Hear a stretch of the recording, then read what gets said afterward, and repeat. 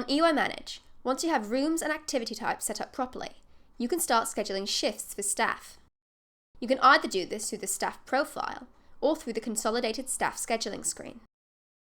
If you're just booking for an individual staff member, you can use the staff scheduling tab on their profile. You can switch between weekly, daily, and monthly views, but you can only book sessions in the daily and weekly views. Switch between dates using these arrows, or by using the calendar. Click on an empty space to book a session for that day. If you've assigned a room and preferred activity on the staff profile, then these two fields will be automatically occupied with that data, though they can be changed if needed. The start and finish time determines the length of the shift on the selected days. You can also indicate the length of time for the shift by clicking and dragging on the calendar, which will let you start booking a shift with the start and finish times filled in. If you decide to have the session repeated over a number of days or weeks, the group of recurring shifts is called a series. You can choose how the shift recurs using this menu and select the days of the week the session runs on by checking these boxes. The start and finish dates determine how long the series recurs for. As a demonstration, let's set this up so that this session runs Monday to Wednesday every other week for 6 weeks from today before stopping. First, let's put the start date and finish date 6 weeks apart. If I pick the custom option in the repeat field, I can choose how often the session repeats within the date period. In this case, it would be every 2 weeks. Under Repeat On, I'll select Monday, Tuesday, and Wednesday. In the break reduction field, you can see how many break minutes are taken off the total time a staff member works each day. A default value is pulled from HR settings, but you can edit it here. Note that breaks are applied per day rather than per session, so even if you have multiple sessions in a day, the break reduction stays the same. At the bottom, you can add some additional notes if you want. You also have the option to check Step Up, which means that for this session, the staff member is taking on a higher ranking role than their usual job title and is being paid extra for it. You can edit the Step Up rate in branch/nursery settings. Click on Save to schedule the session, and it will appear on the calendar.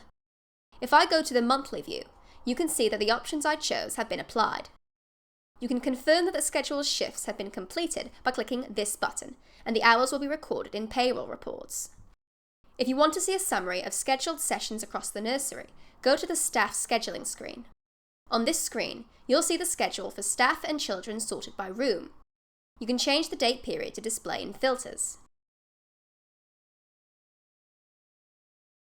To see all the data for all rooms in the nursery, open the Consolidated Room view.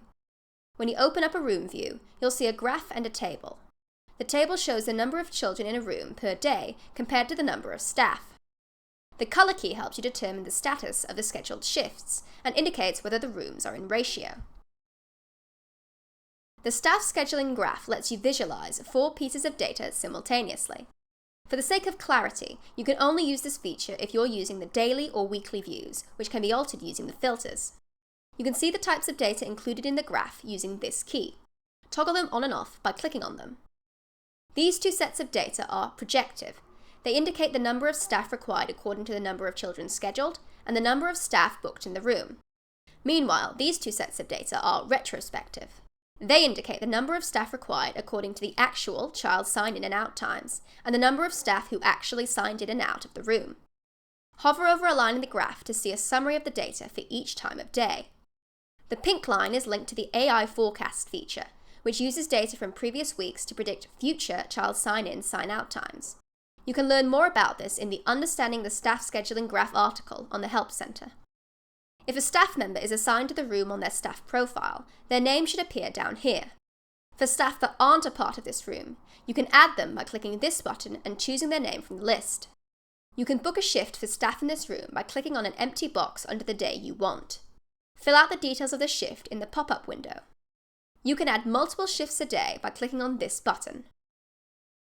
If you want this shift to recur, click on the arrow next to Save and choose from one of 2 options. Repeat for rest of the days will copy the shift over to every day visible in the table. Repeat for specific days will bring up another window that lets you select the days of the week you want. Click Continue when you're done, and the shift will appear as a draft. Draft sessions don't appear in staff scheduling reports, so once you're satisfied, click Publish Shifts to publish all the shifts in a room. This will include the shifts in the staff's used hours. Once staff have completed their scheduled hours, you can confirm the shifts by clicking this button.